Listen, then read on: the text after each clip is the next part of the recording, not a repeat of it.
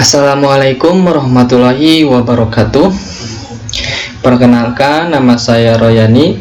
Saya dari kelas TPPL 2B.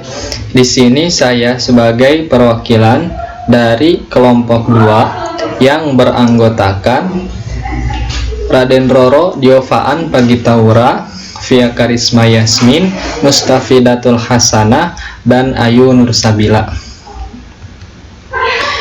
Di sini kami akan menjelaskan materi dari bab 2 yang berjudul bioremediasi dalam perspektif teori. Yang pertama yaitu asal-usul bioremediasi. Bioremediasi berasal dari dua kata, yaitu bio yang artinya hidup dan remediasi yang artinya kembali. Dari dua kata tersebut dapat diartikan bioremediasi adalah sebagai suatu proses untuk menyelesaikan masalah. Bioremediasi adalah penggunaan mikroorganisme untuk menyelesaikan permasalahan yang ada di lingkungan. Permasalahan tersebut dapat berupa pencemaran lingkungan, contohnya seperti tumpahan minyak bumi yang ada di lautan. Tujuan dari bioremediasi adalah untuk memecah atau mendegradasi zat pencemar menjadi bahan yang kurang beracun atau tidak beracun dan mereduksi bahan pencemar dari lingkungan. Bioremediasi mengacu pada segala proses yang menggunakan mikroorganisme seperti bakteri, fungi, dan alga. Enzim-enzim yang dihasilkan oleh mikroba tersebut berfungsi untuk membersihkan atau menetralkan bahan-bahan kimia dan limbah secara aman. Bioremediasi merupakan salah satu alternatif untuk menyelesaikan permasalahan yang ada di lingkungan. Metode bioremediasi alami dan aman terbukti untuk membersihkan tanah atau wilayah perairan yang terpapar oleh limbah pertambangan atau industri seperti minyak mentah. Bioremediasi telah digunakan di berbagai aplikasi industri-industri lainnya.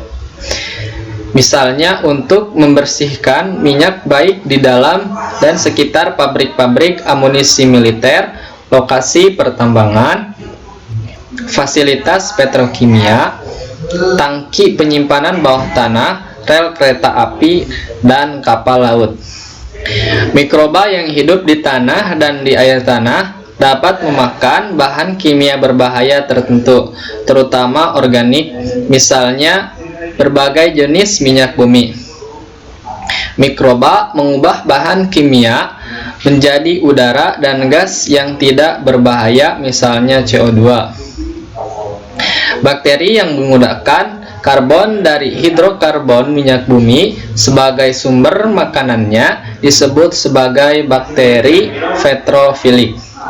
Bakteri inilah yang memegang peranan penting dalam bioremediasi lingkungan yang tercemar limbah minyak bumi. Faktor utama agar mikroba dapat membersihkan bahan kimia berbahaya dari lingkungan yaitu adanya mikroba yang sesuai dan tersedianya kondisi lingkungan yang ideal untuk tempat hidup mikroba seperti suhu, pH, nutrisi, dan jumlah oksigen. Bioremediasi sangat aman untuk digunakan karena menggunakan mikroba yang secara alamiah sudah ada di lingkungan. Mikroba ini adalah mikroba yang tidak berbahaya bagi lingkungan atau masyarakat.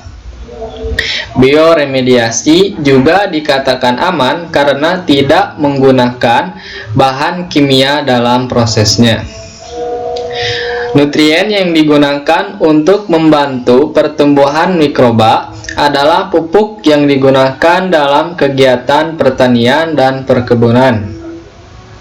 Karena bioremediasi mengubah bahan kimia berbahaya menjadi udara atau H2O dan gas tidak berbahaya CO2, maka senyawa berbahaya tersebut dihilangkan seluruhnya. Teknologi bioremediasi yang banyak digunakan pada pencemaran di tanah karena beberapa keuntungan menggunakan proses alamiah atau bioproses. Tanah atau air tanah yang tercemar dapat memulihkan di tempat tanpa harus mengganggu aktivitas setempat karena tidak dilakukan proses pengangkatan polutan. Teknik ini disebut pengolahan in situ. Teknik bioremediasi yang diterapkan di Indonesia adalah teknik ex situ, yang proses pengolahan dilakukan di tempat yang direncanakan dan tanah tercemar atau polutan dinaikkan ke tempat pengolahan. Waktu yang diperlukan untuk menyelesaikan pengolahan tergantung pada faktor jenis dan jumlah senyawa polutan yang akan diolah, ukuran dan wilayah kedalaman yang tercemar, jenis tanah dan kondisi setempat, dan teknik yang digunakan. Bioremediasi sebagai teknologi yang dapat digunakan untuk membersihkan berbagai macam polutan bukan berarti tanpa batas. Bioremediasi tidak dapat diaplikasikan untuk semua jenis polutan. Misalnya untuk pencemaran dengan konsentrasi polutan yang sangat tinggi sehingga toksik untuk mikroba, atau untuk pencemar jenis logam berat misalnya kandium dan Tb. Di masa yang akan datang, penerapan teknologi bioremediasi di Indonesia akan berkembang, tidak hanya terbatas pada pemulihan lahan tercemar minyak bumi di industri migas, tetapi juga pencemaran di industri otomotif, SPBU, dan industri lainnya seperti pertanian.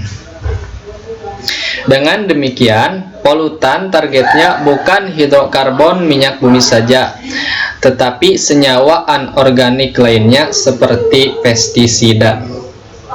Yang kedua yaitu kepemilikan negara lain atas migas dan batu bara di Indonesia.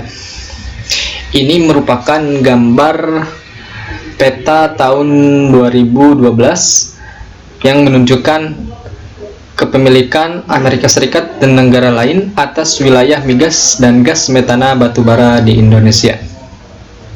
Dapat dilihat dari gambar tersebut bahwa hampir seluruh wilayah di Indonesia yang memiliki migas dan batubara itu dikuasai oleh negara asing. Contohnya seperti Amerika Serikat, Cina, Prancis, Australia, dan Italia. Indonesia adalah negara yang sangat kaya, namun sayang sekali kita sebagai warga negara Indonesia belum memiliki keahlian atau masih bergantung dari negara lain untuk mengelola migas dan batu bara. Jadi sangat disayangkan sekali Indonesia yang sangat kaya ini dikuasai oleh negara-negara lain, terutama dalam migas dan batu bara yang memiliki nilai jual yang sangat tinggi. Sekian penjelasan yang dapat saya sampaikan. Penjelasan selanjutnya akan dilanjutkan oleh teman saya. Terima kasih. Mohon maaf jika ada kesalahan. Wassalamualaikum warahmatullahi wabarakatuh. Baik, selanjutnya yaitu kasus tumpahan minyak yang ada di Indonesia. Dari peta ini, kita bisa mengetahui bahwa di Indonesia adalah ada banyak sekali jalur distribusi BBM yang melalui negara Indonesia, dan itu tidak hanya ada satu jalur, melainkan ada banyak jalur, salah satunya melalui transportasi laut. Dari peta ini sudah bisa kita lihat dan bisa kita simpulkan bahwa jalur yang digunakan tidak hanya satu, dan hal ini menyebabkan terjadinya tumpahan minyak di beberapa tempat. 4 diantaranya yaitu pada tahun 1999 terjadi tumpahan minyak di Cilacap, di Laut Cilacap, sebanyak 4.000 barel minyak mentah. Selanjutnya pada tahun 2009 ada juga tumpahan minyak di Manyar Gresik. Kemudian tahun 2014 terjadi 2 kali tumpahan minyak. Yang pertama ada di Indramayu, yang kedua sebanyak 200 barel minyak mentah tumpah di area Riau. Baik, untuk selanjutnya yaitu metode pemulihan lingkungan. Metode pemulihan lingkungan ini ada banyak cara. Yang untuk secara konvensionalnya, yang secara konvensional tersebut ada 3 cara: fisik, kimia, dan biologi. Kemudian untuk secara fisik sendiri itu dibagi menjadi 3, yaitu insinerasi, pencucian, dan thermal desorpsi. Untuk insinerasi sendiri yaitu teknologi pengelolaan sampah dengan cara melibatkan pembakaran sampah menggunakan bahan organik. Jadi teknologi pengolahan sampahnya itu menggunakan pembakaran bahan organik. Kemudian pencucian di sini yaitu dengan pemisahan bahan yang tercemar dengan air bersih sehingga tidak tercampur kembali. Kemudian untuk yang kimia yaitu ada ekstraksi, suatu proses pemisahan suatu zat berdasarkan perbedaan kelarutannya. Kemudian ada reaksi kimia. Kalau reaksi kimia sendiri yaitu suatu proses yang selalu menghasilkan antar bahan senyawa kimia. Jadi setiap proses alamnya itu menghasilkan bahan senyawa kimia tersendiri. Kemudian ada teknik pengenceran. Pada cara metode kimia ini ada cara pengenceran. Pengenceran di sini maksudnya itu dengan cara menurunkan konsentrasi zat terlarut dalam sebuah larutan. Jadi konsentrasi dari dalam suatu larutan yang tercemar tersebut kita turunkan zat konsentrasinya agar terjadinya pengenceran. Kemudian yang terakhir yaitu dengan biologi. Biologi di sini ada cara dengan menggunakan mikroba seperti jamur dan bakteri lain dengan cara mendaur ulang sisa buangan atau limbah yang ada. Selanjutnya yaitu yang kelima, penggunaan bioremediasi pertama kali. Pada tahun 1970, aplikasi bioremediasi pertama kali dilakukan untuk mengurangi tumpahan minyak di Ambler Penislavina. Pada tahun 1974, Richard Raymond untuk pertama kalinya mendapatkan paten teknik bioremediasi setelah bioremediasi sukses dilakukan di lapangan. Selanjutnya yaitu yang keenam, penggunaan bioremediasi di Indonesia. Pada tahun 1994, aplikasi bioremediasi diinisiasi oleh PT Chevron Pacific Indonesia dengan fokus kegiatan operasi skala laboratorium. Pada tahun 2002, operasi bioremediasi skala besar mulai dijajaki atau dicoba. Pada tahun 2003, regulasi yang mengatur bioremediasi minyak mentah telah diterbitkan oleh Keplemen Lingkungan Nomor 28 Tahun 2003. Dan pada tahun 2016, proses bioremediasi yang dilakukan oleh PT CPI dianggap bioremediasi fiktif. Perkenalkan, nama saya Ayu Nursabila dengan NPM 1902070052. Di sini saya akan melanjutkan presentasi dari teman saya. Pada slide saya kali ini akan membahas tentang biodegradasi dan bioremediasi, begitu juga dengan persamaan dan perbedaannya. Untuk yang pertama kita akan membahas tentang biodegradasi. Apa itu biodegradasi? Biodegradasi tersebut berasal dari kata degrade dengan arti penguraian dan bio dengan arti biologi organisme. Maka biodegradasi adalah proses transformasi sebuah substrat menjadi substrat baru melalui reaksi secara biokimia dengan keterlibatan mikroorganisme, yaitu bakteri dan jamur dalam prosesnya. Kemudian untuk bioremediasi sendiri, yaitu bioremediasi berasal dari kata remedian dengan arti pemulihan dan bio dengan arti biologi organisme. Maka dapat kita simpulkan bioremediasi adalah respon biologis menuju perbaikan substrat pada lingkungan yang telah rusak atau tercemar. Kemudian apa sih perbedaan dan persamaan dari biodegradasi dan bioremediasi? Untuk persamaan dari biodegradasi dan bioremediasi yaitu keduanya sama-sama melibatkan biologi organisme dalam prosesnya. Kemudian untuk perbedaannya, biodegradasi sendiri menitik beratkan pada proses yang terjadi, sedangkan untuk bioremediasi dia lebih menekankan pada aplikasi dari proses tersebut.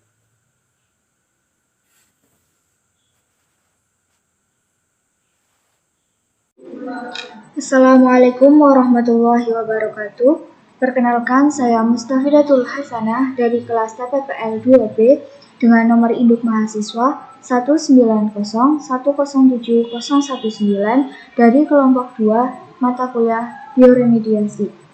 Pada kesempatan ini, saya akan melanjutkan pemaparan dari teman saya sebelumnya tentang materi kedua bioremediasi, yaitu bioremediasi dalam perspektif teori. Untuk subbab selanjutnya yang akan dibahas yaitu peran mikroba dalam proses bioremediasi. Peran mikroba ini terbagi menjadi dua, yaitu biodegradasi secara enzimatik dan faktor pembatas biodegradasi. Peran mikroba dalam bioremediasi. Proses bioremediasi ini sangat tergantung pada keberadaan mikroba pengurai. Proses bioremediasi ini akan terjadi apabila kondisi dari lingkungan mendukung bagi mikroba pengurai untuk tumbuh dan aktif melakukan proses penguraian. Proses bioremediasi ini sering terjadi dengan laju penguraian yang sangat lambat dan hanya dengan adanya mikroba yang tepat sehingga proses tersebut terjadi dengan baik. Sedangkan apabila bioremediasi itu dilakukan secara langsung di alam, terdapat beberapa hal yang mungkin dapat menghambat agar mikroba tersebut dapat bekerja atau berjalan prosesnya secara efektif.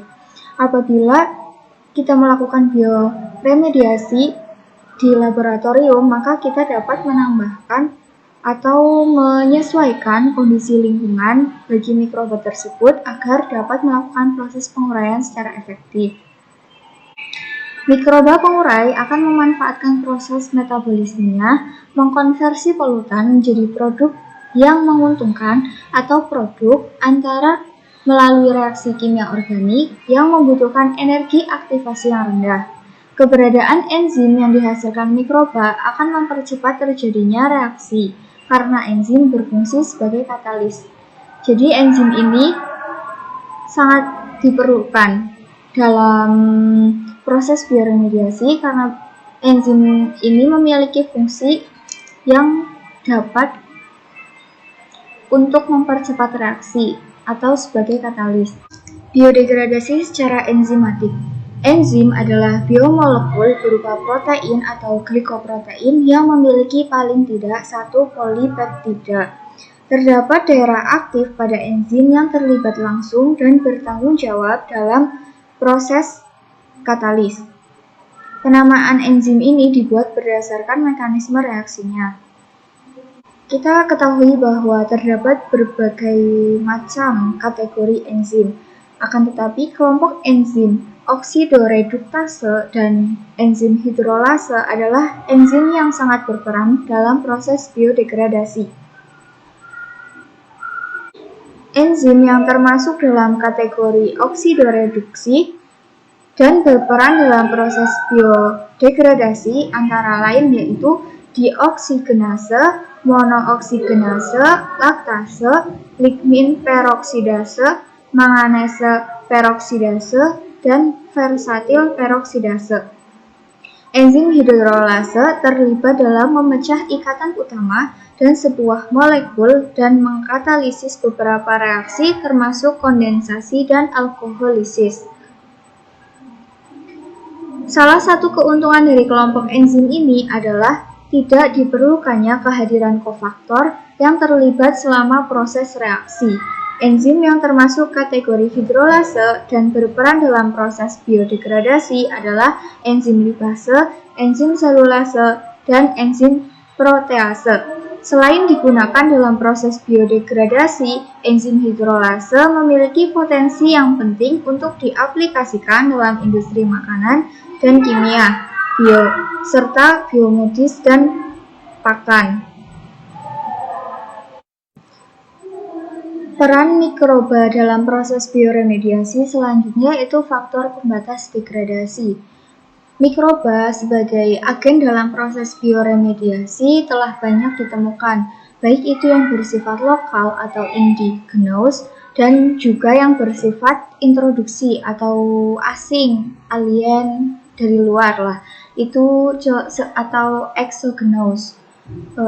Biasanya mikroba tersebut itu hanya efektif ketika proses degradasi dilakukan pada skala laboratorium saja, karena di skala laboratorium kondisi lingkungan dapat dikontrol sepenuhnya. Sebaliknya, apabila proses degradasi itu dilakukan secara langsung di alam, maka akan terdapat beberapa hal yang dapat menghambat keefektifan mikroba tersebut dalam proses penguraiannya.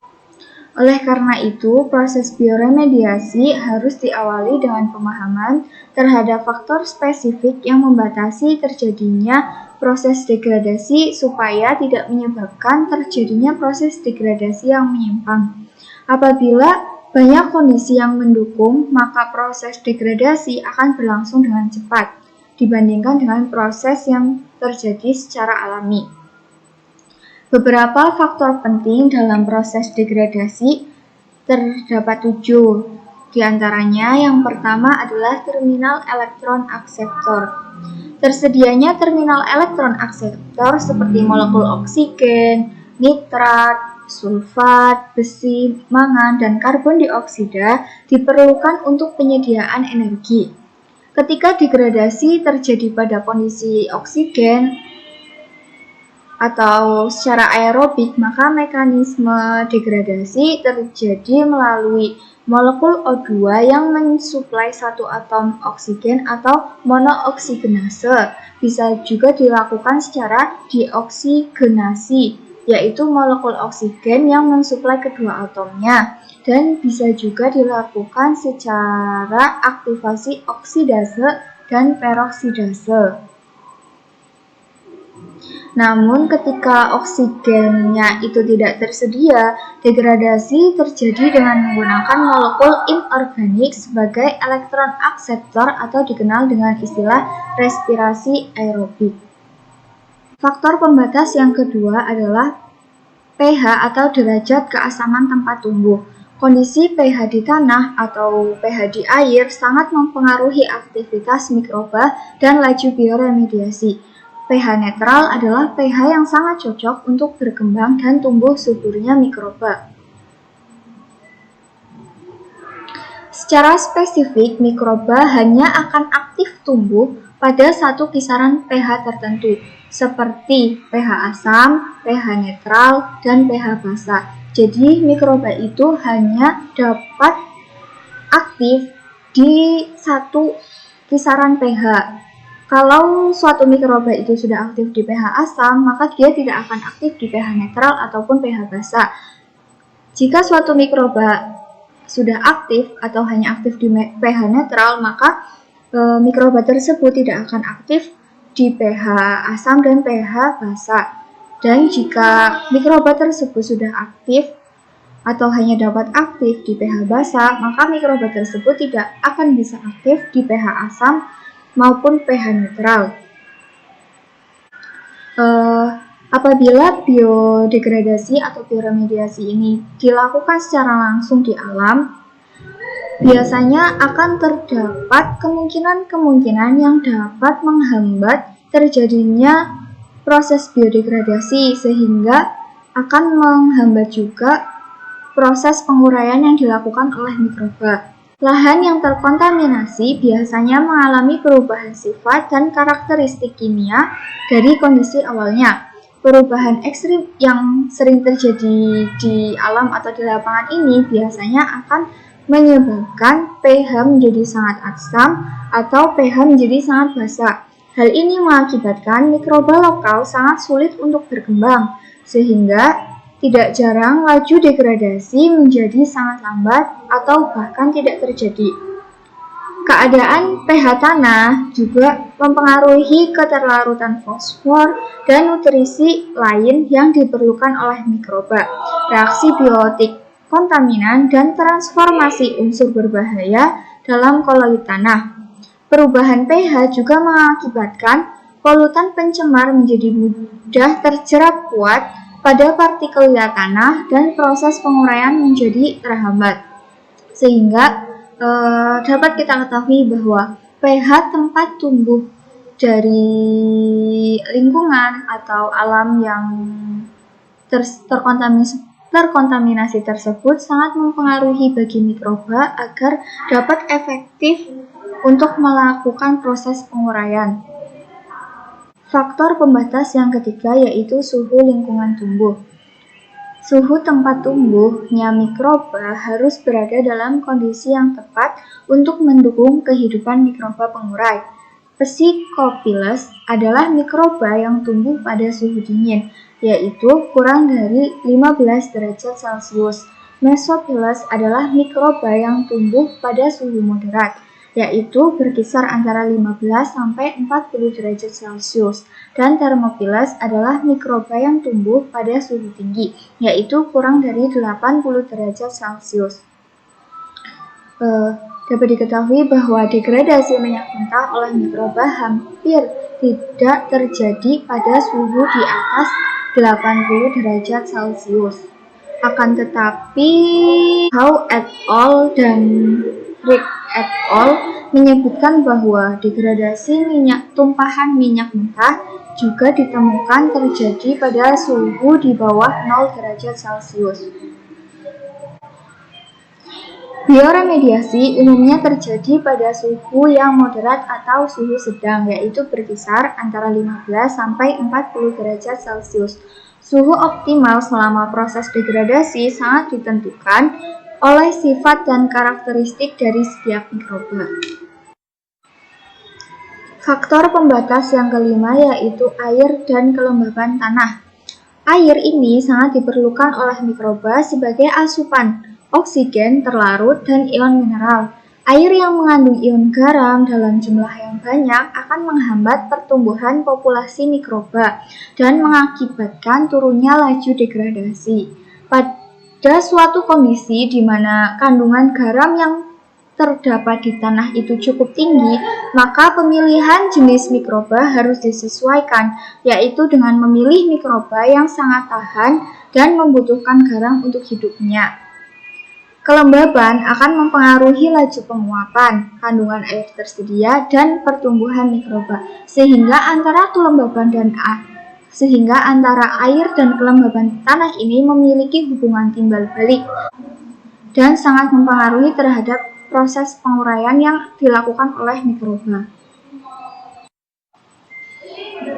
Faktor pembatas yang keenam yaitu nutrisi. Secara umum, komposisi sel mikroba terdiri dari karbon, nitrogen, fosfor, kalium, belerang, besi, kalsium, magnesium, dan klorida.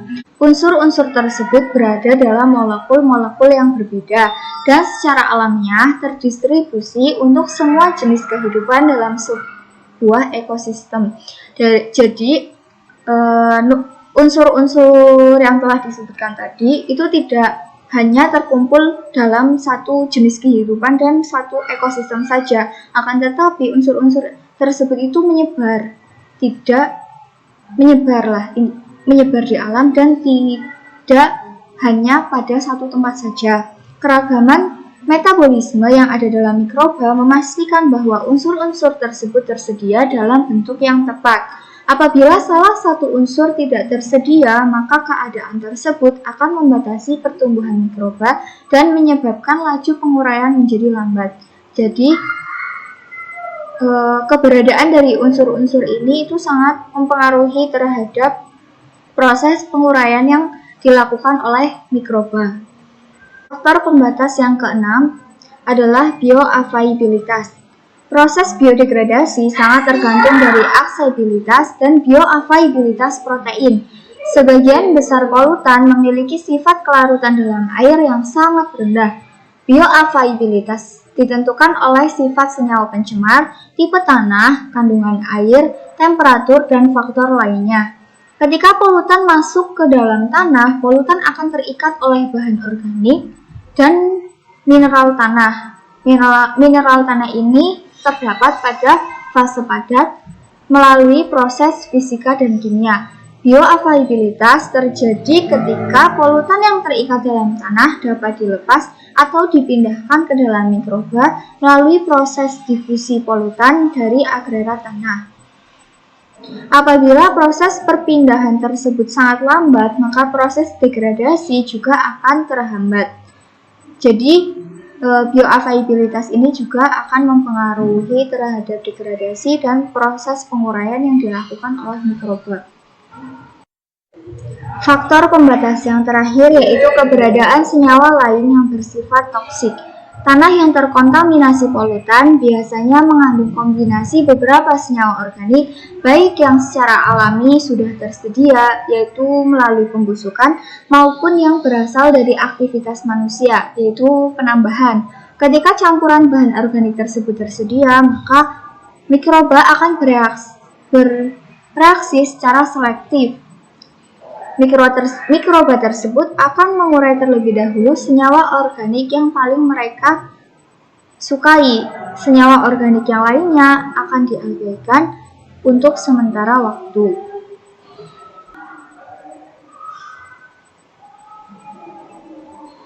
Terkadang lingkungan yang terkontaminasi oleh beberapa campuran senyawa berbahaya seperti minyak mentah yang terdiri dari beberapa senyawa hidrokarbon yang sangat kompleks.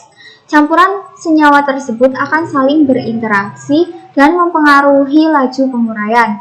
Senyawa yang sulit terdegradasi namun memiliki konsentrasi yang rendah akan mudah terurai. Akan tetapi, senyawa yang mudah terurai menjadi sulit terdegradasi atau bahkan bersifat toksik karena berkonsentrasi tinggi. Selain kehadiran senyawa lain yang bersifat toksik, keberadaan protozoa yang bersifat predator dengan populasi yang sangat tinggi juga akan mengganggu terjadinya proses biodegradasi. Sebagian dari kita mungkin menganggap bahwa proses biodegradasi terlihat sangat mudah dan sederhana, karena dengan adanya mikroba, limbah buangan akan terurai sehingga dunia ini tidak ditumbuki oleh lautan limbah ataupun sampah. Namun demikian, jika ditilik lebih detail lagi, sesungguhnya metabolisme mikroba akan terjadi pada kondisi lingkungan yang normal. Jadi mikroba tersebut itu akan efektif untuk melakukan penguraian apabila terjadi di kondisi lingkungan yang normal. Apabila salah satu faktor penentu keberhasilan proses penguraian yang dilakukan oleh mikroba terabaikan, maka sudah dapat dipastikan bahwa proses degradasi tersebut juga akan berlangsung secara lambat atau bahkan gagal. Sehingga proses biodegradasi ini juga harus mempertimbangkan faktor-faktor pembatas apa saja yang diperlukan agar proses biodegradasi itu dapat berlangsung secara optimal dan mikroba pengurai dapat menguraikan bahan-bahan kontaminan sehingga lingkungan atau lahan tersebut akan menjadi normal kembali. Pemahaman tentang proses biodegradasi secara mendalam masih belum menyebar di kalangan masyarakat. Biodegradasi dan aplikasinya ini bukanlah merupakan suatu proses yang mudah dan dapat segera untuk dilakukan. Jadi proses biodegradasi ini memerlukan waktu dan pemahaman yang mendalam terlebih dahulu sebelum proses ini dapat dilakukan. Lebih detail lagi, Alvarez dan Ilman menjelaskan bahwa biodegradasi terjadi bila syarat-syarat untuk terjadinya proses penguraian dapat terpenuhi. Demikian pemaparan materi 2 dari kelompok 2 yang dapat kami sampaikan. Kurang lebihnya mohon maaf. Wabillahi taufiq wal hidayah. Wassalamualaikum warahmatullahi wabarakatuh.